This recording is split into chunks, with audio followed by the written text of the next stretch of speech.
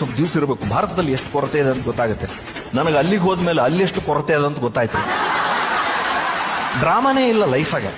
ಅಲ್ಲಿ ನೋಡ್ರಿ, ಕಾರ್ 5-5 ಕೋಟಿ 6-6 ಕೋಟಿ ಕಾರ್ ಇರ್ತಾವ. ಹಿಂದೆ ಏನು ಒಬ್ಬನು ಹಿತಶತ್ರುಗಳ ಆಶೀರ್ವಾದ.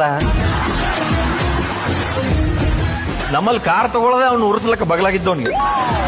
ನಮ್ಮ ಇಂಡಿಯಾದಾಗ ಎಷ್ಟು ಡ್ರಾಮಾ ಅದ. ಏರ್ಪೋರ್ಟ್ ಆಗಿ ಬಂದು ಇಳಿದು ನೋಡ್ತೀನಿ, ಕಾರ್ ಹಿಂದೆ ಒಬ್ಬನು ಬರ್ಸಾನೆ, ಏನು ಗುದ್ದುಬೇಡಿ ಅಣ್ಣ ನಮ್ಮ ಓನರ್ ಬಡವ ಅಂತ. ಹೌದಾ?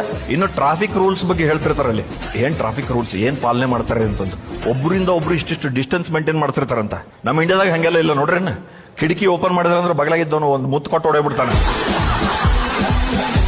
ಅವ್ರು ಎಕ್ಸ್ಪ್ಲೈನ್ ಮಾಡಕತ್ತಿದ್ರು, ರಾಘವೇಂದ್ರ ಇದು ನೋಡಿ, ಈ ರೋಡ್ ಮಧ್ಯದಲ್ಲಿ 2 ಪ್ಯಾರಲಲ್ ಲೈನ್ ಹೋಗುತ್ತಲ್ಲ, ಸಮಾನಾಂತರ ಗೆರೆಗಳು ಹೋಗ್ತಾ ಇವೆ ಅಂದ್ರೆ ಅದ್ರ ಅರ್ಥ ಏನ್ ಗೊತ್ತಾ ಅಂದ್ರು. ನಾನು ಏನ್ರಿ ಅಂದೆ. ಹಂಗಂದ್ರೆ ಇಲ್ಲಿ ಇನ್ನೊಂದು ಗಾಡಿನ ಓವರ್ಟೇಕ್ ಮಾಡಬಾರ್ದು ಅಂತ ಅರ್ಥ ಅಂದೆ. ವಾಹ್, ಏನ್ ಮಾರ ಎಷ್ಟು ಮುಂದುವರೆದಾರ ಇವ್ರು. ನಾನು ಕೂಡ ಇಂಥವ್ ಇಂಡಿಯಾದಾಗ ಯಾವಾಗ ಬರ್ತಾವ ಮಾರಾಯ.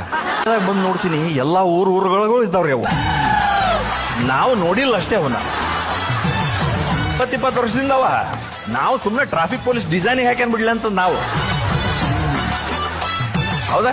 ಅಲ್ಲಿ 2 ಕಿಲೋಮೀಟರ್ ಅಲ್ಲಿ ಟ್ರಾಫಿಕ್ ಪೊಲೀಸ್ ಇದ್ದಾರೆ, ಎಚ್ಚರಿಕೆ ಅಂತ ಬೋರ್ಡ್ ಹಾಕ್ಯಾರ. ಎದಕ್ಕಂದ್ರೆ ಜನ ಕ್ರೈಮ್ ಮಾಡಬಾರದು.